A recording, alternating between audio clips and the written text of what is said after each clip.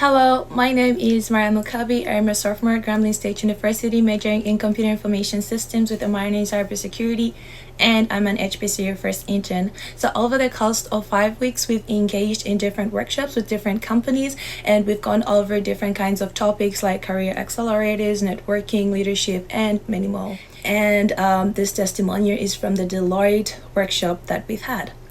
One meaningful way to network is to do your research.